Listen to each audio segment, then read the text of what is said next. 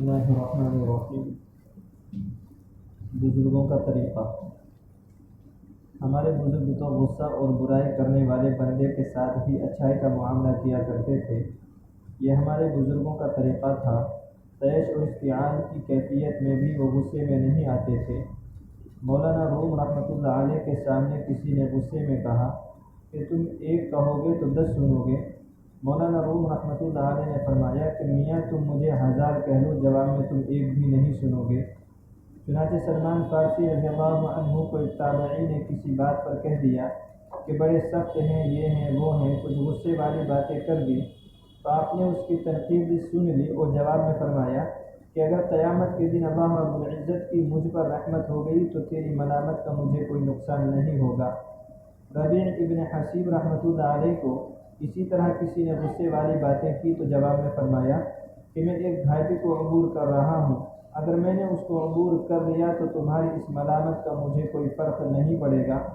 مالک ابن دینار رحمۃ اللہ علیہ کو کسی عورت نے کہا، او ریاکار، تو جیسے ہی کہا، او ریاکار فرمانے لگے، اللہ کی بندی، تم نے بڑے عرصے کے بعد مجھے صحیح پہچانا ہے۔ کسی نے بایزید بستامی رحمۃ اللہ علیہ کے سر کے اوپر راکھ ڈالی تو بجائے اس کے کہ وہ غصہ کرتے حضرت الحمدللہ پڑھتے ہوئے جا رہے ہیں۔ کسی نے کہا، سر میں راکھ پڑی ہے اور آپ الحمدللہ پڑھ رہے ہیں۔ فرمایا، الحمدللہ اس لیے پڑھ رہا ہوں کہ میرا سر تو آگ کے انگارے ڈالے جانے کے قابل تھا، اللہ نے فقط راکھ ڈلوا کر معاملے کو سمیٹ دیا۔ امام شعومی رحمۃ اللہ علیہ کو کسی بندے نے غصے میں عجیب باتیں کر دی تو امام شعوری رحمۃ اللہ علیہ نے جواب میں فرمایا کہ دیکھو بھائی، اگر تو سچا ہے تو اللہ مجھے معاف کر دے، اور اگر تو جھوٹ کہہ رہا ہے تو اللہ تجھے معاف کر دے۔ کتنی آسان سی بات کر دی۔ میرا خیال ہے اس بندے کا غصہ ہمیشہ کے لیے ہی ختم ہو گیا ہوگا۔ ابن مسعود کی چوری ہو گئی تو چیز کے چلے جانے سے افسوس تو ہوتا ہے۔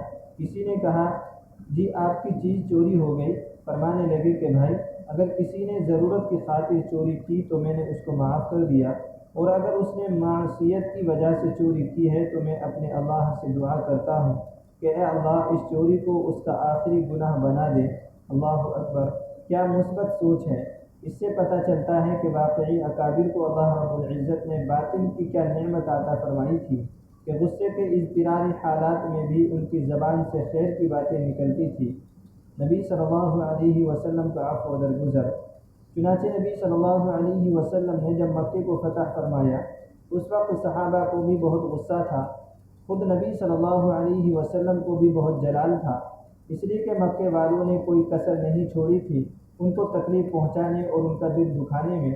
مگر نبی صلی اللہ علیہ وسلم نے ان کو بلا کر پوچھا، تمہارے ساتھ کیا سلوک کروں؟ تو کفار مکہ نے کہا، آپ ایک اچھے خاندان کے فرد ہیں، اچھے انسان ہیں، آپ اچھا معاملہ کریں گے۔ فرمایا، ہاں میں تمہارے ساتھ وہی معاملہ کروں گا جو میرے بھائی یوسف علیہ السلام نے اپنے بھائیوں کے ساتھ کیا تھا، انہوں نے بھائیوں کو معاف کر دیا تھا، جاؤ میں بھی تم سب کو معاف فرما دیتا ہوں۔ اللہ اکبر کبیرہ۔ بیت اللہ شریف کو کھولنے کی کنجی عثمان نامی ایک صاحب کے پاس تھی۔ 3 باتوں کی قسم۔ نبی صلی اللہ علیہ وسلم نے ارشاد فرمایا کہ میں 3 باتیں قسم اٹھا کر کہتا ہوں۔ کسی بات کی صداقت کے لیے یہی دلیل کافی تھی کہ نبی اکرم صلی اللہ علیہ وسلم کی زبان فیض ترجمان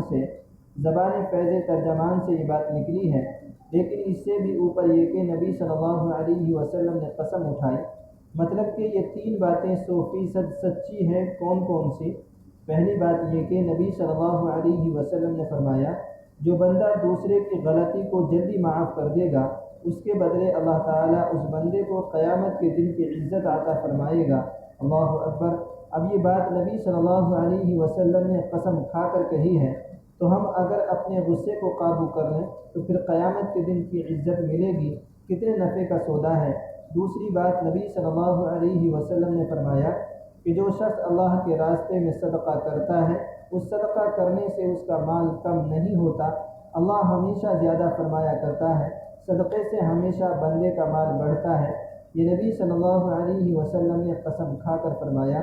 ویسے آپ کو کئی بندے ملیں گے، کاروبار فروغ ہو گئے، ایسا کوئی بندہ نہیں ملے گا کہ جس نے مسجدیں بنوائی، مدرسے بنائے اور ان کے بنانے کی وجہ سے وہ بندہ کنگال ہو گیا، کوئی بندہ ایسا نہیں مل سکتا۔ تو نبی صلی اللہ علیہ وسلم نے قسم کھا کر فرمایا کہ صدقہ دینے سے انسان کے مال کے اندر کمی نہیں، بلکہ اللہ رب العزت زیادتی فرماتے ہیں۔ اور تیسری بات، نبی صلی اللہ علیہ وسلم نے فرمایا کہ جو مخلوق کے سامنے ہاتھ پھیلاتا ہے، اللہ تعالیٰ اس کے سامنے افلاس اور غربت کا دروازہ